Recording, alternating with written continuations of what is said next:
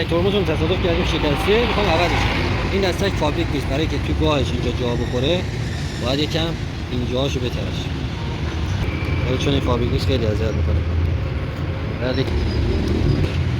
بعد اینجا یه گاه داره، این میره تو این سیم ترمز به این حالت اینجوری میندازه میره توی این، بعد میکشیمش میره سر جاش، بعد پیچش گرفت اینجا پیچشو میداد. مثلا هنر نزد ایرانیان است، بس ما پیچ از بالا بسته نمیشه، از اون پایین بسته میشه.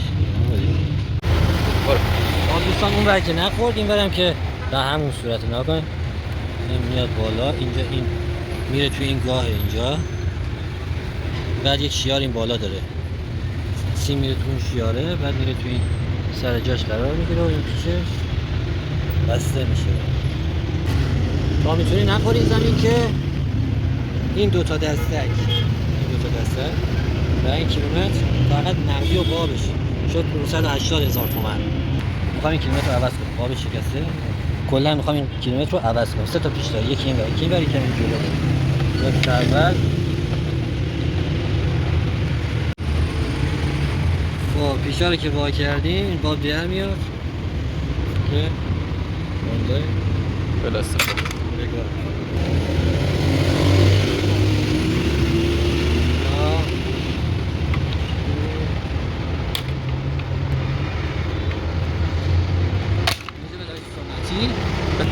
سر 20 تا بریم آقا مهدی. نه کاتا بزنم. نه سویچ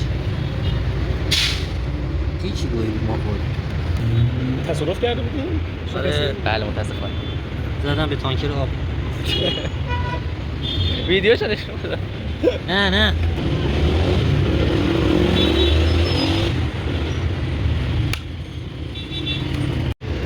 ما بعد از خیلی تلاش که این پایه ها رو زدیم، داغون کردیم، شکستیم، تازه فهمیدیم اینجوری باز نمیشه. این دوتا کارا رو می‌بینید، اینو اینا رو باز فشار میدادی که از توی این راحت میومد و ما زدیم اینا رو شکستیم. الان هم شاید موتور روشن نشه، شاید سوال بشه چجوری سویچ کار می‌کنه. خب این سویچ ما الان اینجوری میشه، اینجا این دوتا رابطه رو که می‌بینید میچرخه رو اینا سوار میشه که برق موتور بس میشه. دوباره امتحان. خب مثل اینکه بازم کاره دوستان ما چون به صورت سنتی داریم کار میکنیم، این کیلومتر باید کلا منظور ما میکنیم، باید 3 کیلومتر از اینجا میادیم. حالا چیکار میکنیم؟ اینا رو برش میزنیم، اینو برش زدیم یعنی میریم به جواب.